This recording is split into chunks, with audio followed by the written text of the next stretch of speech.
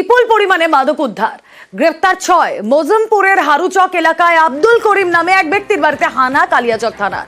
আর তার বাড়ি থেকে উদ্ধার 2 কেজি 915 গ্রাম ব্রাউন সুগার তৈরির সামগ্রী।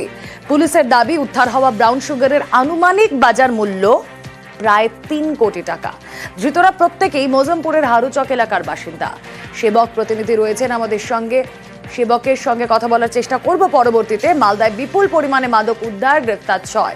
মজমপুরের হারুচক এলাকায় আব্দুল করিম নামে এক ব্যক্তির বাড়িতে হানা দেয় কালিয়াচক থানা। আর তার বাড়ি থেকে উদ্ধার 2 কেজি 915 গ্রাম ব্রাউন সুগার তৈরির সামগ্রী।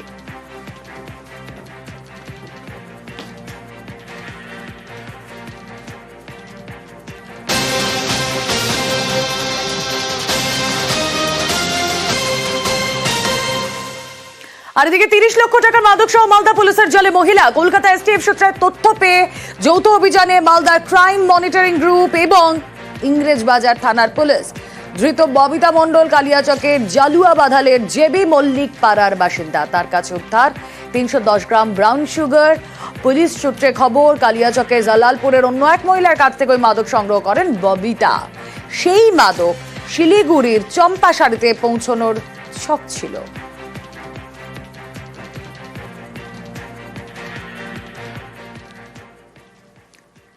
বন দফতরের নজর এড়িয়ে সবুজ ধ্বংস হচ্ছে। কাশীপুরে আমবাগানে কাটা হয় একাধিক গাছ। বন দফতরকে না জানিয়ে গাছ কাটার অভিযোগ। গাছ কাটা ঠেকাতে পুলিশে খবর স্থানীয়দের। দেখছেন সেই ছবি, গাছ কেটে একেবারে সাফ। কাশীপুরের আমবাগানে কাটা হয় একাধিক গাছ। প্রশাসনকে না জানিয়ে, অনুমতি না নিয়ে কিভাবে গাছ কাটা চলছিল জানবো। আমাদের প্রতিনিধি কল্যাণ রয়েছেন সঙ্গে। কল্যাণ, একেবারেই এই প্রশ্ন যেমন আমাদের, তারই পাশাপাশি কিন্তু এই প্রশ্নই তুলছে এলাকার যে সমস্ত সাধারণ মানুষজন রয়েছে তারা। কারণ হিসেবে বলছে যে সমস্ত গাছ কাটা হচ্ছে সেই গাছগুলি প্রায় 40 থেকে 50 বছরের পুরানো গাছ।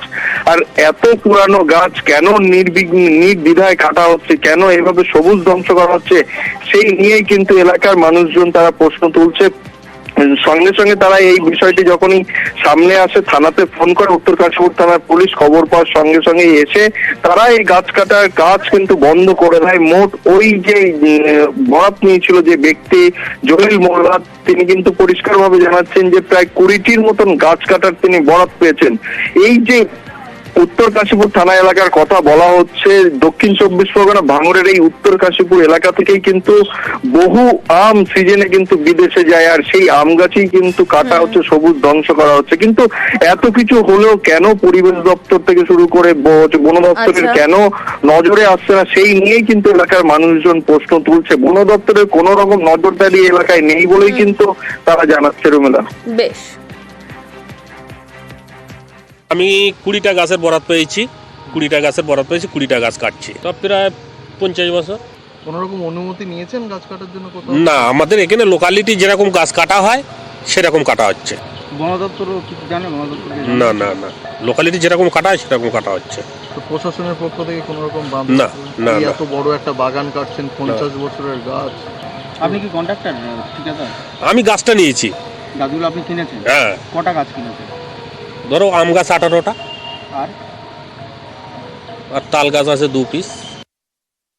কাশীপুর থানাকে বলবো যে আপনারা একটা এত কিছু দেখছেন, আপনার পাশে একটা এত বড় সবুজ ধ্বংস হচ্ছে। আমাদের বড় বড় গাছগুলো আজকে ধ্বংস করে দেওয়ার পরে প্রকৃতির ভারসাম্য নষ্ট হয়ে যাচ্ছে এবং ওই বড় বড় আম গাছগুলো আজকে কেটে ধ্বংস করে দিচ্ছে।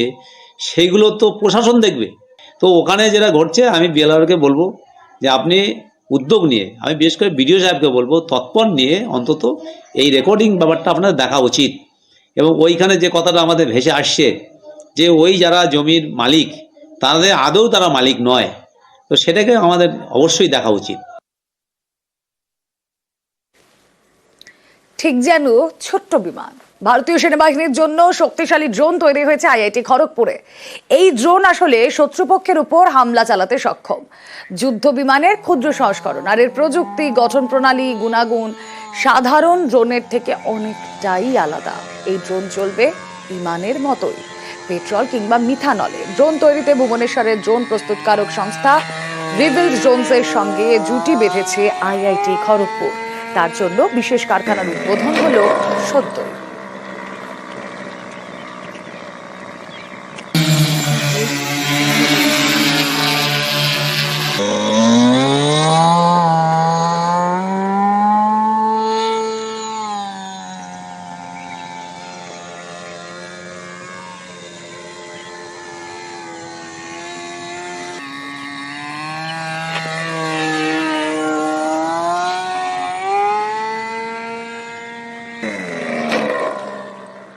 আমরা এটা কলকাতাতে স্টার্ট করেছি।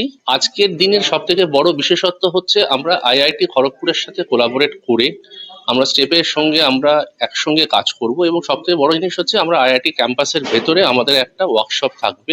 ড্রোন বিভিন্ন ধরনের তৈরি হয়েছে, আগে ইউজ হয়েছে এবং বর্তমানে হচ্ছেও।